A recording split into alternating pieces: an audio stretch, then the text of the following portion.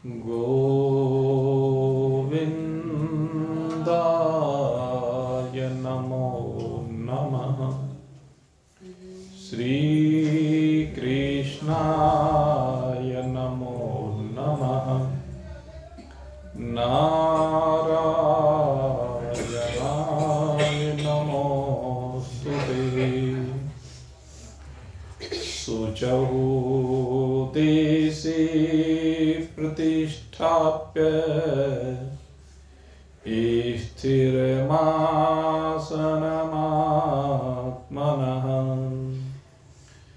नात्युच्छ्रितां नातिनीचं चैलाजिनकुशोत्तरम्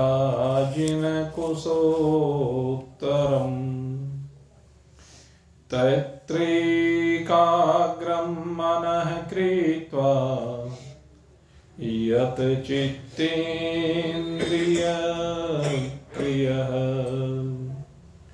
उपविशासने युञ्जात् योगमात्मविशुद्धये।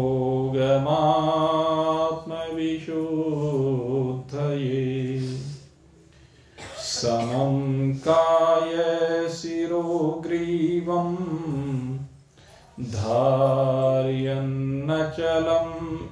स्थिरः सम्प्रेक्ष्य नासिकाग्रं स्वं दिशश्चान्वलोकयन्।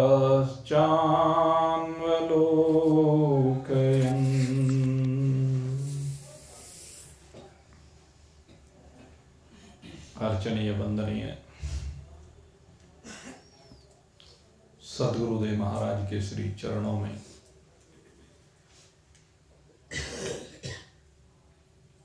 कोटि सह प्रणाम करके आनंद कंद भगवान श्री कृष्ण की छत्र छाया में विराजित होकर तद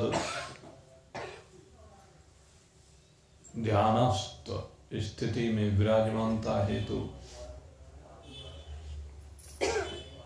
प्रयासरत जिज्ञासु वृंद, कल आपके सामने ध्यान प्रक्रिया के संदर्भ में विशद चर्चा की गई थी, जो समस्त ग्रंथियों को खोल करके आपको परमात्मा की ओर आकृष्ट करके परमात्मा के साथ एक रूपता बनाने की विधि है। आज भगवान ने जो विधि या कहिए जो प्रक्रिया या जो पात्रता या भौतिक रूप से स्थिति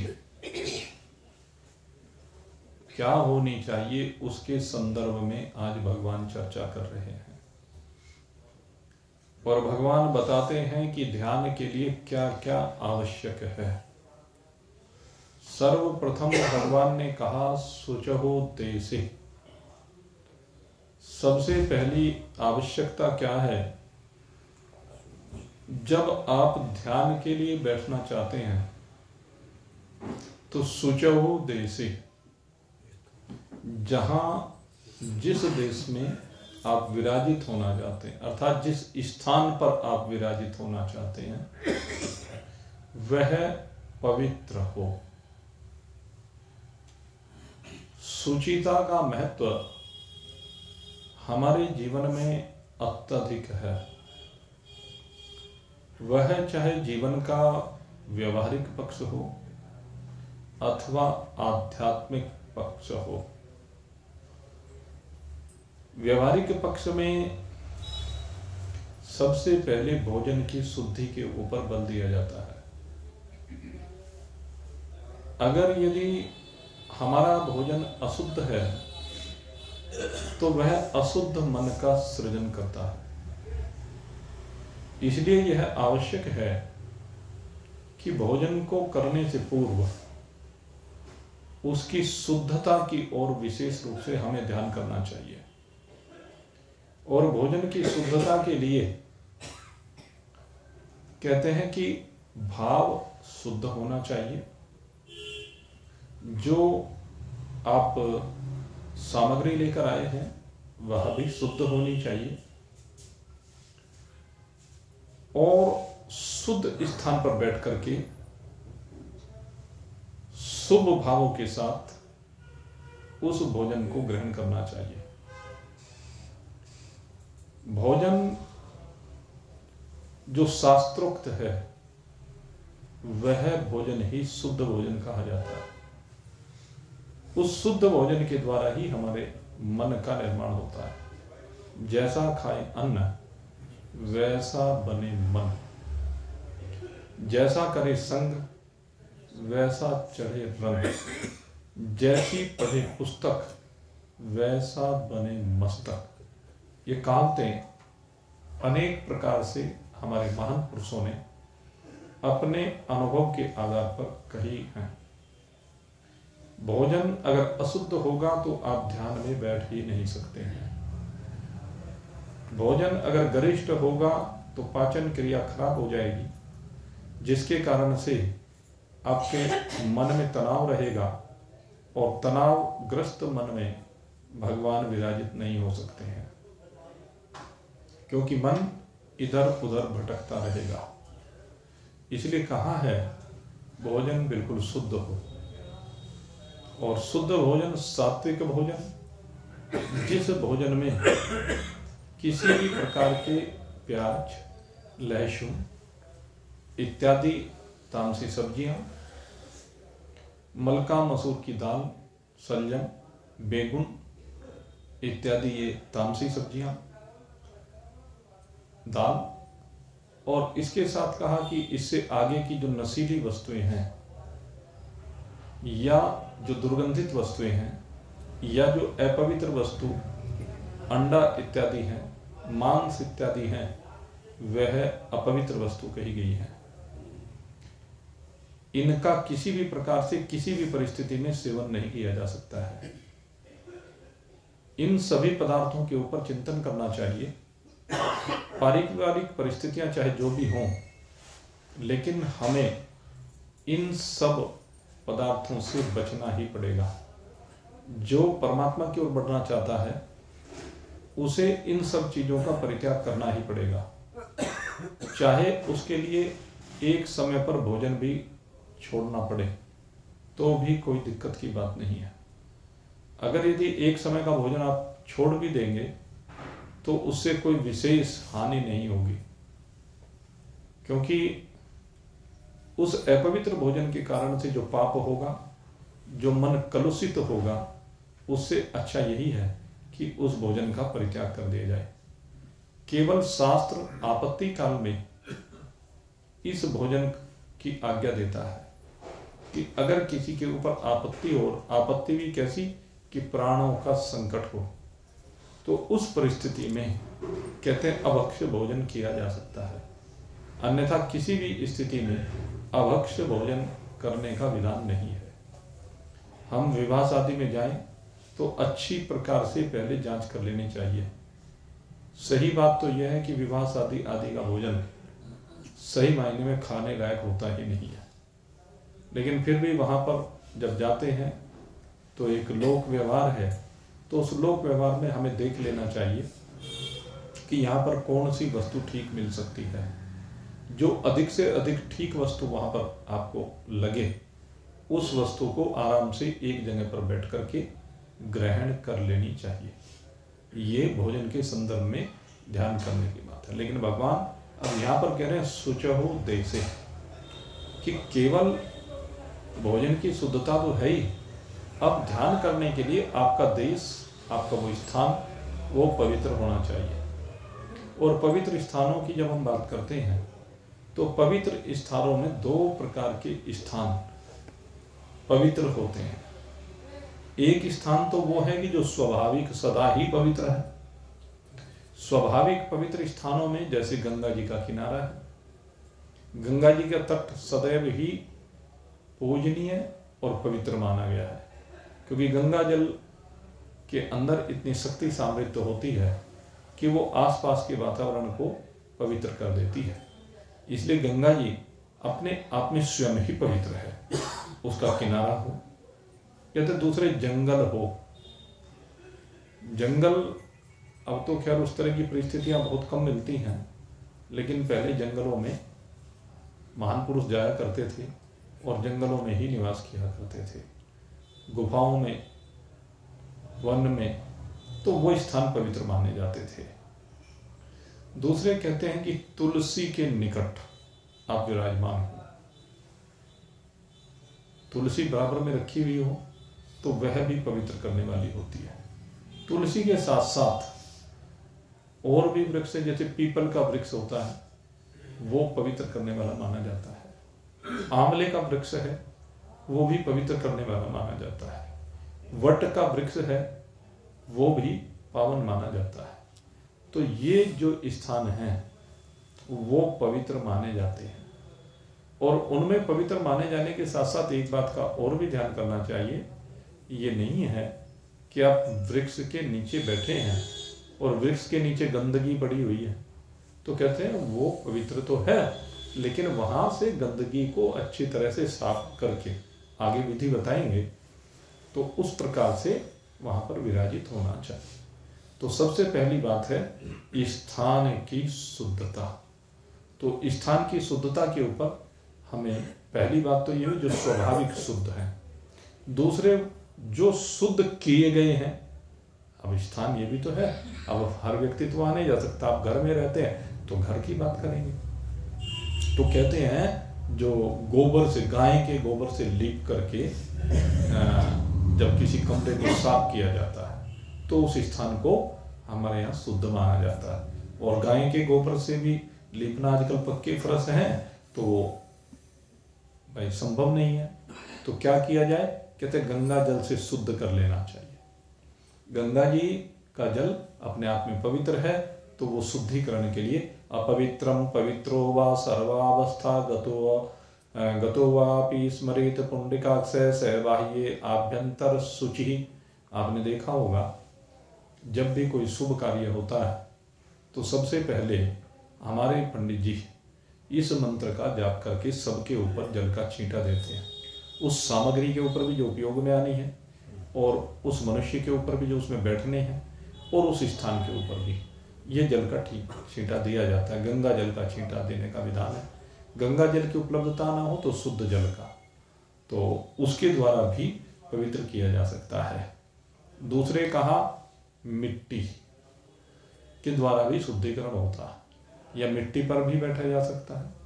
मिट्टी पर बैठने के लिए लेकिन कहा कि मिट्टी पर अगर यदि कहीं कच्ची जगह पर बैठना हो तो 4-5 अंगुल की भूमि, 4-5 अंगुल गहरी मिट्टी उतार लेनी चाहिए, जिससे ऊपर की अशुद्धियां, जो मैं अभी वृक्ष आदि के लिए जैसे बता रहा था, तो ऊपर की जो अशुद्धियां हैं वो वहां से साफ कर देनी चाहिए। कहने का भाव ये है, तो वो नीचे पवित्र मिट्टी हो जाती है। ऐसी बिल्कुल।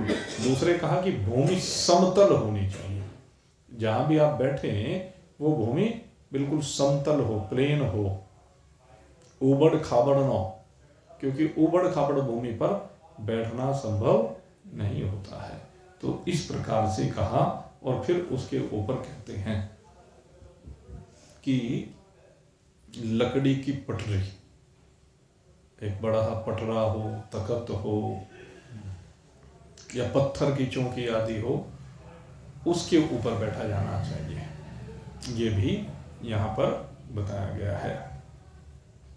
और इसके बाद फिर क्या कहा, चैलाजिन कुशोत्तरम। कहते हैं अब आपकी चौकी जो तैयार है, जहां भी आप बैठ रहे हैं, वो चौकी जो आपकी तैयार हुई है, उस चौकी पर अब क्या करें। कहते हैं सबसे पहले वहां पर कुशा बिछाई जाए। हमारे यहाँ कुशा के आसन आते हैं। कुशा को परम पवित्र माना गया। कुशा पवित्रतम वस्तु है। आपने देखा होगा जब ग्रहण काल होता है तो ग्रहण काल में भी हमारे यहाँ विधान है कि ग्रहण का प्रभाव वस्तुओं पर ना पड़े तो उन वस्तुओं में कुसा डाल दी जाती है। तो ये जो कुसा है ये अत्यंत पवित्र मानी गई है। और ये पवित्र क्यों मानी गई है, इसके पीछे कारण है।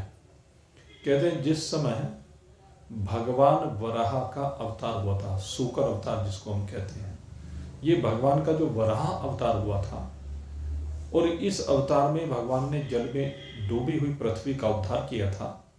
मनुष्यों के रहने के लिए पृथ्वी का दोहन किया, जल का दोहन किया, ये कह लीजिए जल का दोहन करने के उपरांत पृथ्वी को उसमें से निकाला मथ करके।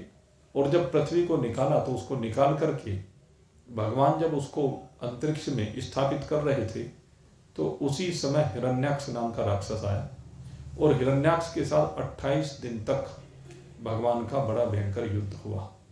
28 दिन के बाद भगवान ने उस हिरण्याक्ष का उद्धार किया और तदुपरांत उस पृथ्वी को भली प्रकार से स्थापित किया गया।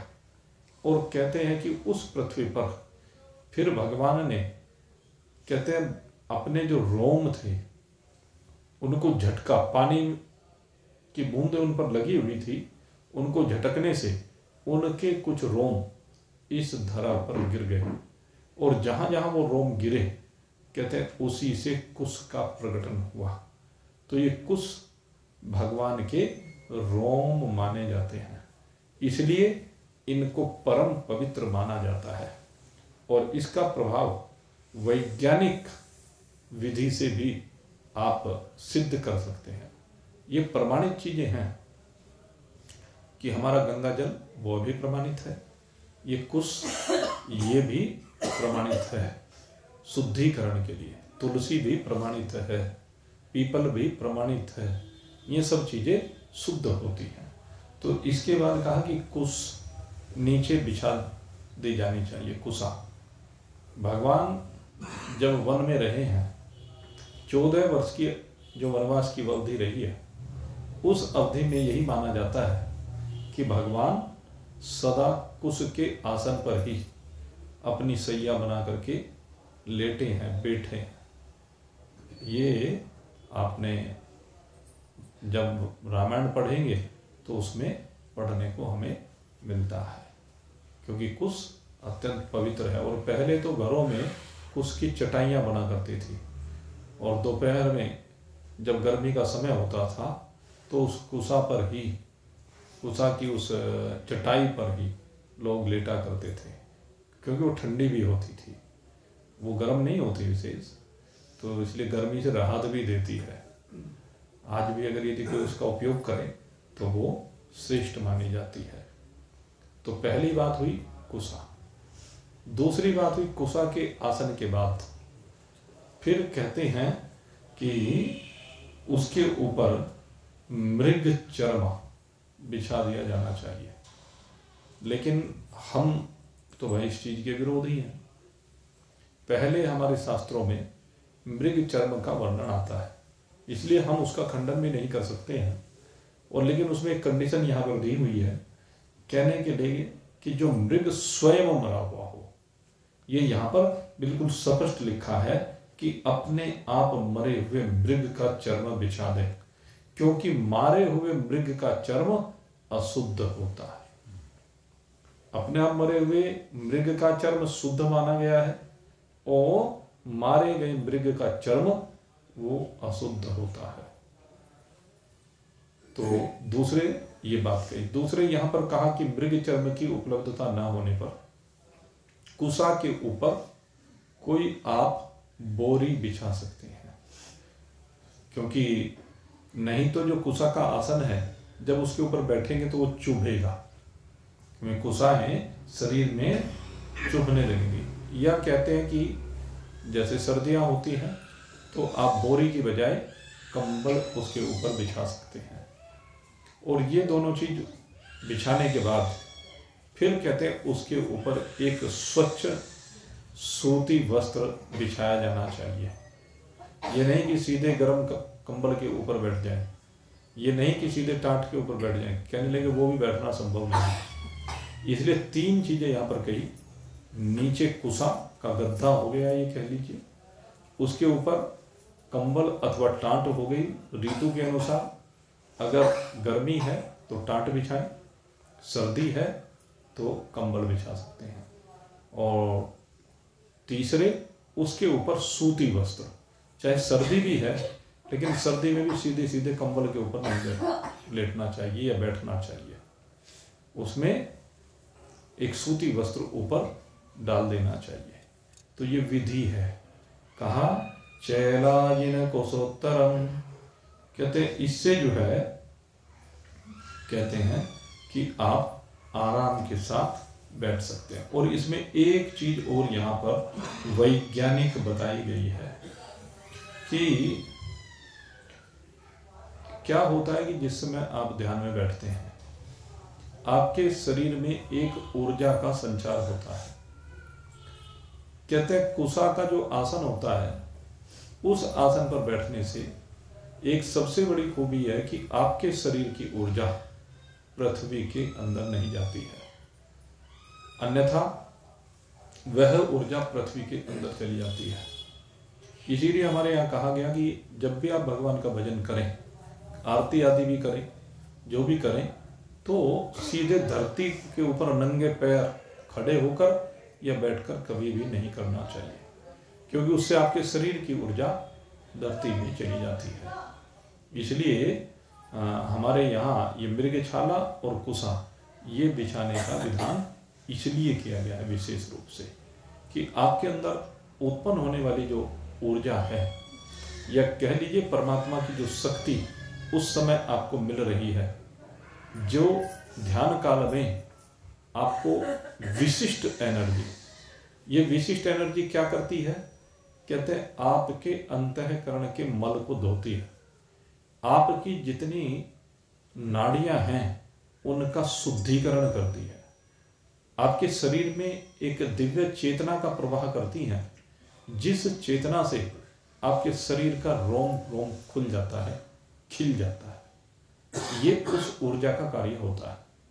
इसलिए कहते हैं कि आपके शरीर की ऊर्जा व्यर्थ नहीं जानी चाहिए, इसलिए इन आसनों का प्रयोग किया जाता है। तो इस चीज का विशेष रूप से ध्यान हमें रखना चाहिए। अब इसके बाद कहा कि आपका जो आसन है, आपकी जो चौकी है, नात्योच्छ्रितम नाति नीचम, 2 बातें कही गई। आपका आसन न तो ऊंचा होना चाहिए और न ही नीचा होना चाहिए। क्यों नहीं होना चाहिए, उसके पीछे कारण बताए गए हैं। कहते हैं अगर यदि ऊंचा आसन है और ऊंचे आसन पर आप बैठे हुए हैं और ऊंचे आसन पर ध्यान काल में कभी कभी निद्रा आ सकती है। अभी आगे निद्रा के आने के कारणों के ऊपर भी चर्चा करेंगे। तो कहते हैं अगर निद्रा आ जाए तो निद्रा में गिरने का डर रहता है, उससे चोट लगने का भय होता है। इसलिए कहा कि आसन ऊंचे, बहुत ऊंचा नहीं होना चाहिए। दूसरी बात कही कि नीचा भी नहीं होना चाहिए ज्यादा। कहते हैं नीचा क्यों नहीं होना चाहिए? कहते ध्यान काल में जब आप बैठे होते हैं तो उस समय अगर बहुत नीचा आसन है तो कीड़ी मकोड़े आदि जीव आकर के आपके ध्यान में विघ्न उत्पन्न कर सकते हैं। आकर के कोई कीड़ा काट ले तो उससे आपका ध्यान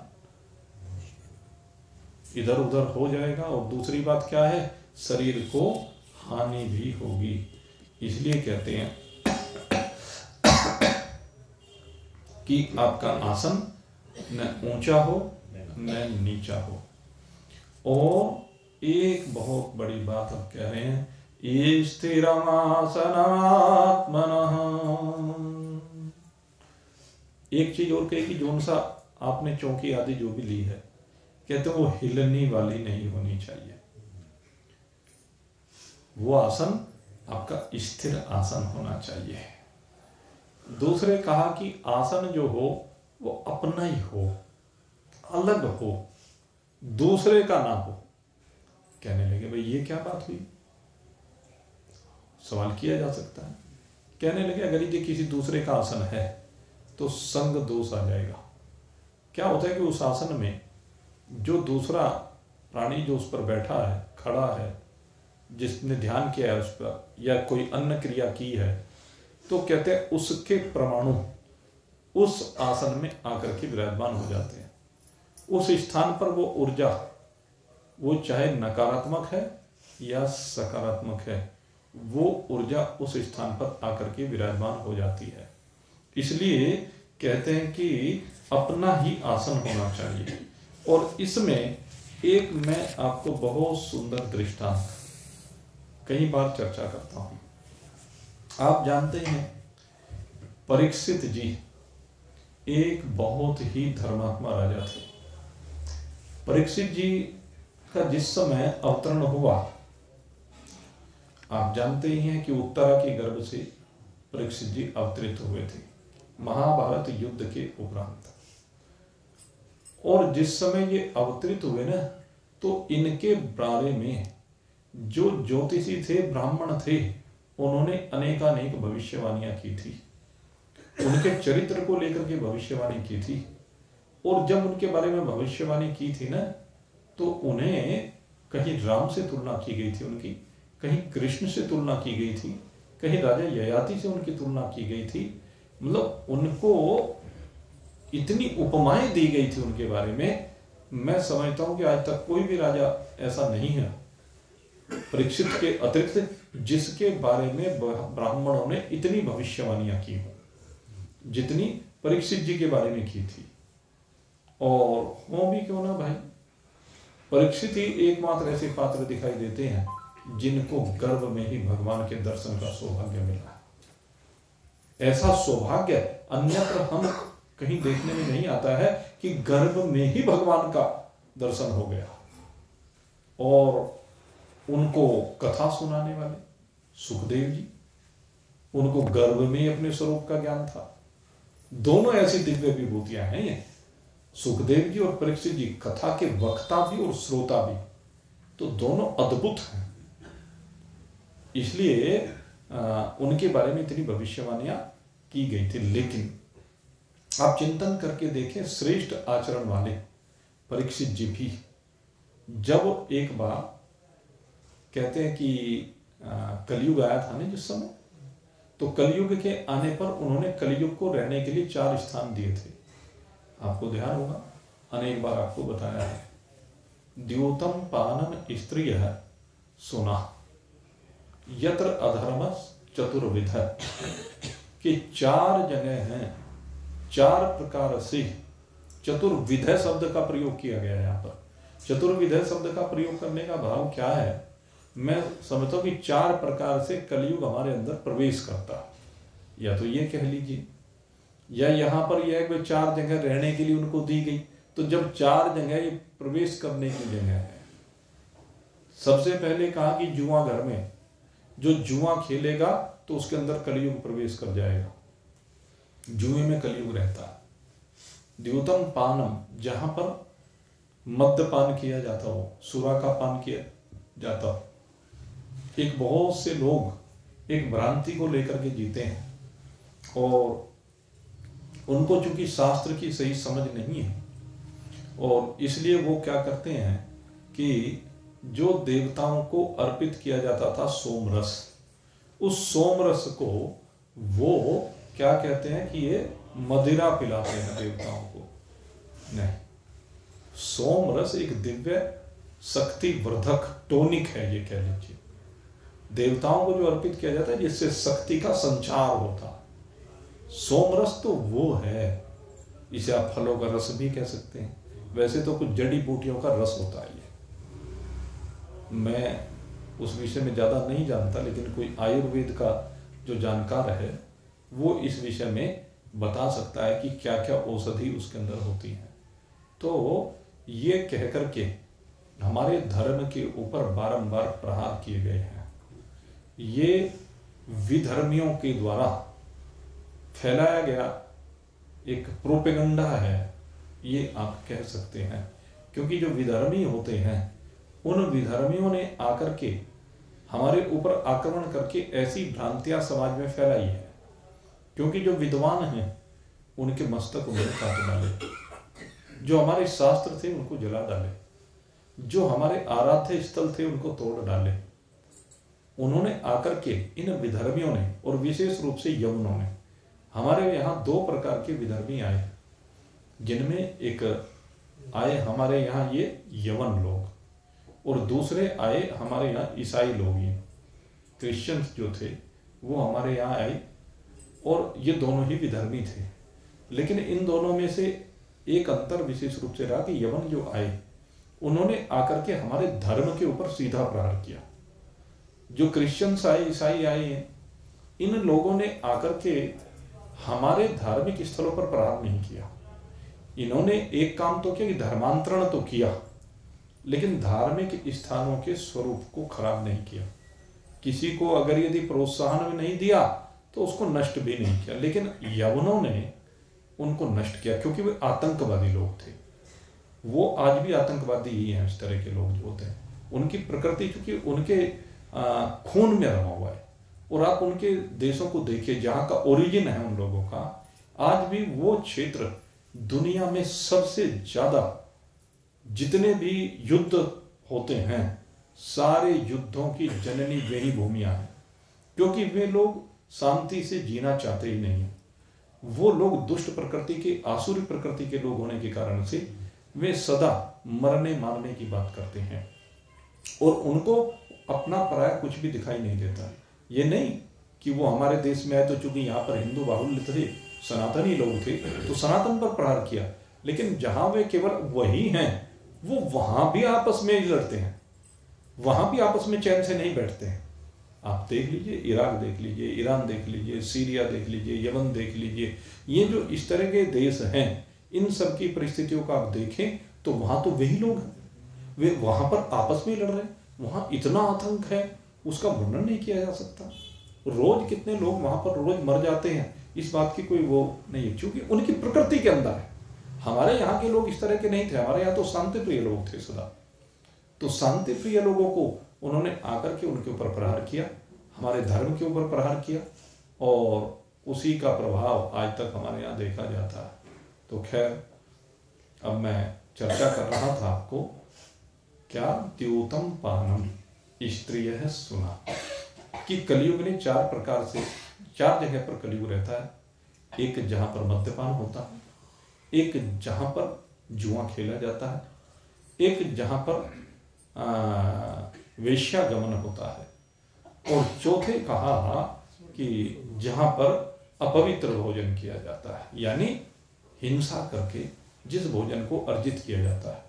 हिंसा यानी पशु आदि, पक्षी आदि, उनकी हिंसा के द्वारा जो भोजन प्राप्त होता है, वो भोजन मनुष्यों के लिए नहीं होता है।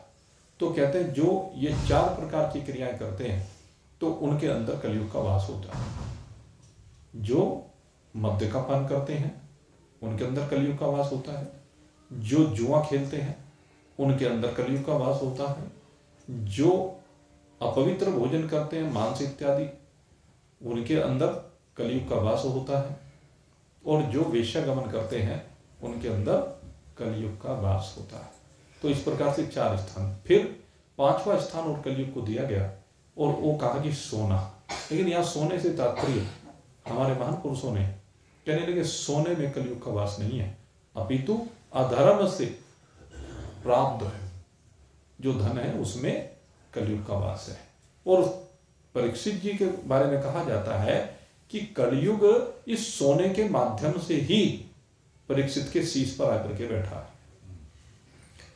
जब उसे वो अपने पूर्वजों के खजाने को एक दिन देखने के लिए गया तो जरासंध जैसे पापी का मुकुट देखा। जरासंध असुर था, जो बात यहां पर कही जा रही है ना, अब उस बात को यहां पर इस उदाहरण से प्रमाणित किया जाता है कि जरासंध का मुकुट कब पहना होगा।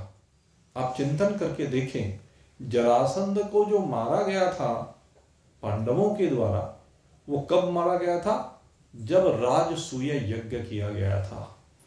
राजसूय यज्ञ का आयोजन जब युधिष्ठिर ने किया था तो उस समय प्रथा थी कि भाई सब लोगों से कर लेकर के आना।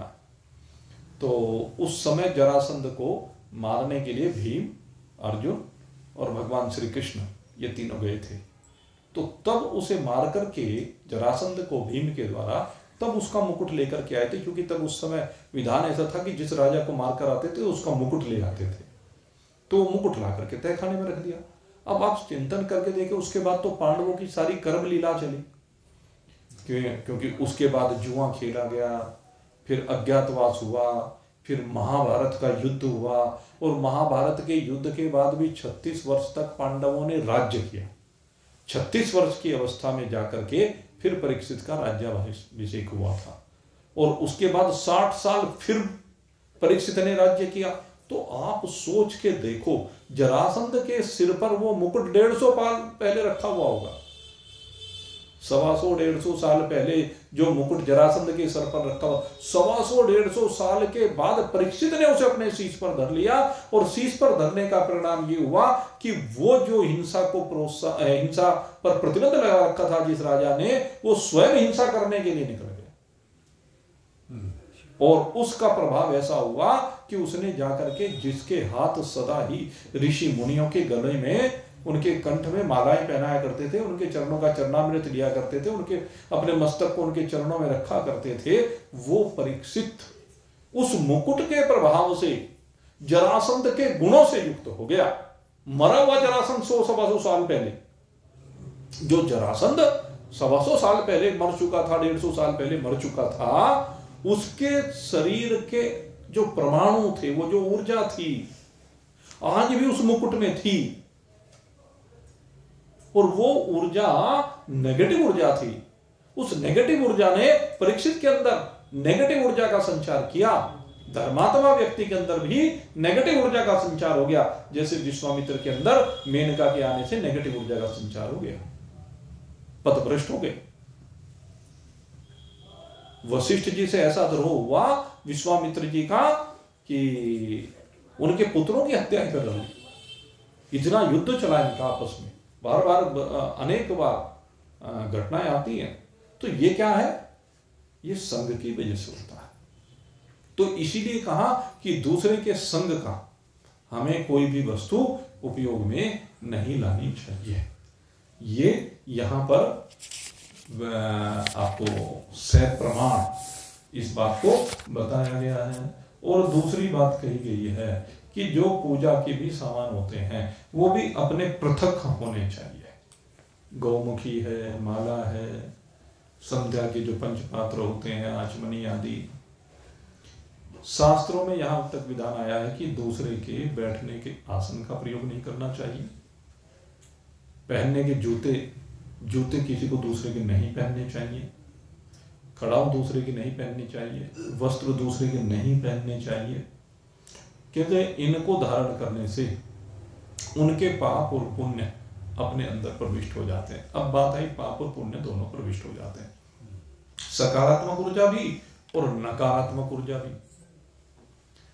अब विषय आता है कि दोनों ऊर्जाएं, सकारात्मक भी और नकारात्मक भी, कहते दोनों प्रकार की ऊर्जाओं का संचार हो जाता है। चलो नकारात्मक का तो हम त्याग कर दें, सकारात्मक का क्यों करें? वो तो पुण्य है, श्रेष्ठ है।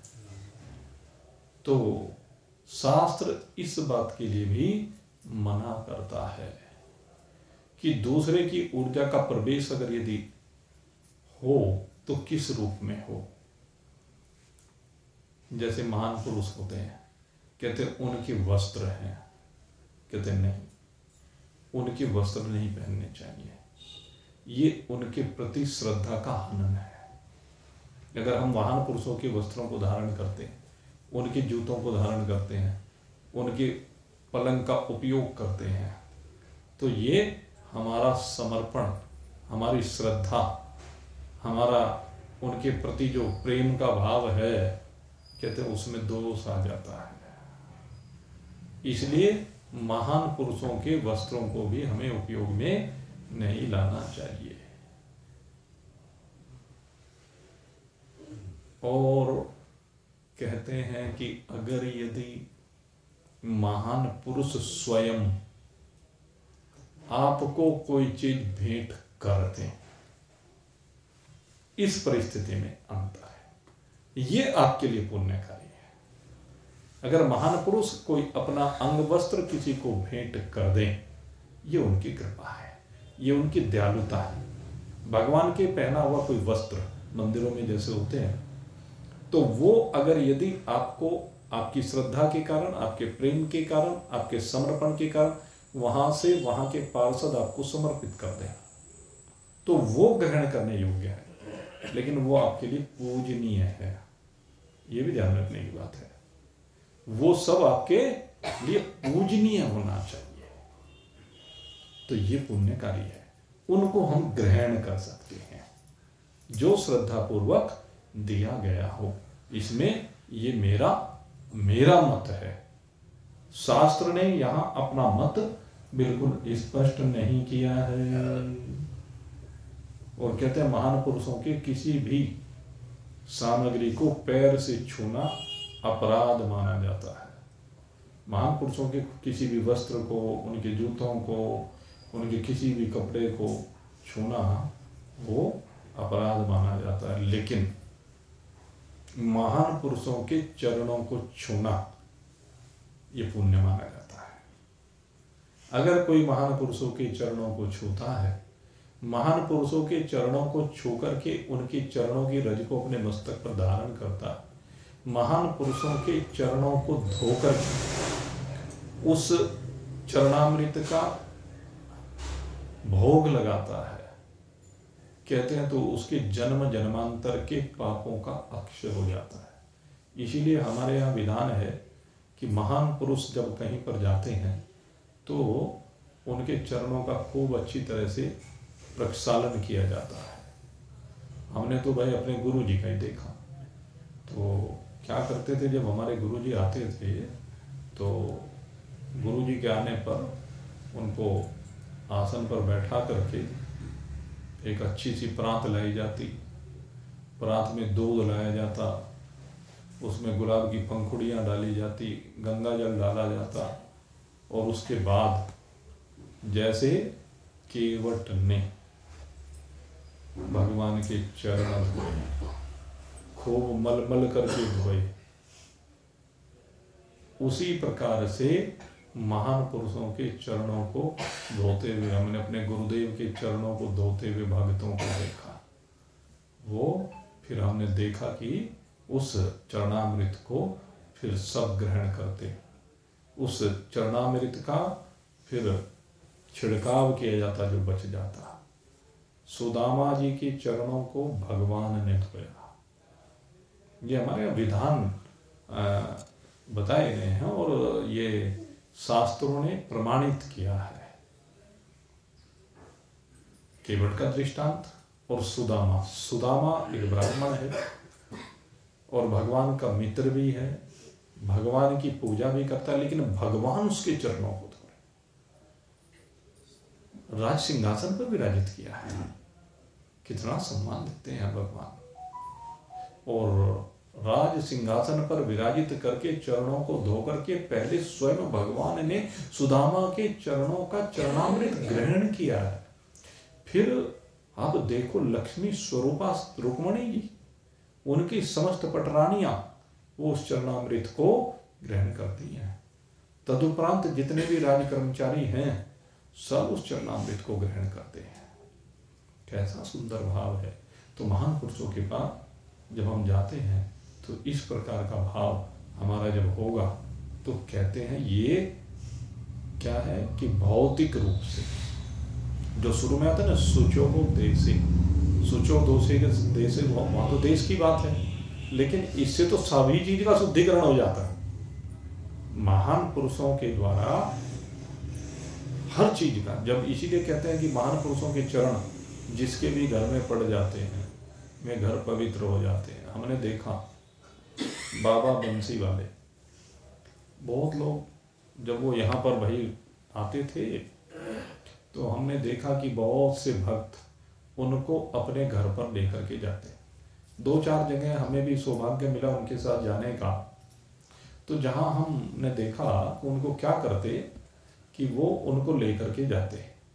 पहले तो एक जगह पर बैठा थे, उसके बाद पूरे घर में उनको घुमाते हैं और उनके पूरे घर में कि उनके चरण हर कमरे में पड़ जाए, कोई स्थल ऐसा ना बचे। और विशेष रूप से क्योंकि कहते हैं कि बाबा बंसी वालों का भंडारा सदा चला है, उनका जो भंडारा है उनके ऊपर माता अन्नपूर्णा की बड़ी कृपा रही है। और बहुत लोग कहते हैं कि अन्नपूर्णा की सिद्धि थी, सिद्धि तो अपने आप ही हो गई भाई। जो अगर सिद्धि ना होती तो रोज भंडारे कैसे चल सकते थे। मन में भावना तो बहुत लोगों की होती है कि भंडारे प्रतिदिन चलें, लेकिन वो इतना आसान नहीं होता है। माता अन्नपूर्णा की जिसके ऊपर कृपा होती है वहीं पर भंडारे चल सकते हैं नित्य। जैसे तिरुपति बालाजी में माता अन्नपूर्णा की कृपा सदा बरसती है, जहाँ पर सदा भंडारा चलता है। एक वहाँ वो टी सीरीज वाले हुए गुलशन कुमार जी, माता वैष्णो देवी में निरंतर उनका भंडारा चला करता था। अब तो मुझे नहीं जानकारी क्या स्थिति है, लेकिन उनका भंडारा भी निरंतर चलता रहता था। तो ये माता अन्नपूर्णा की कृपा है। तो बाबा बंसी वालों के ऊपर माता अन्नपूर्णा की बड़ी कृपा रही। इसलिए क्या है, अन्नपूर्णा की कृपा होने के कारण से मैंने देखा कि जो भी भक्त उनको लेकर के अपने घर में जाता वो उनको रसोई घर में जरूर लेकर के जाता।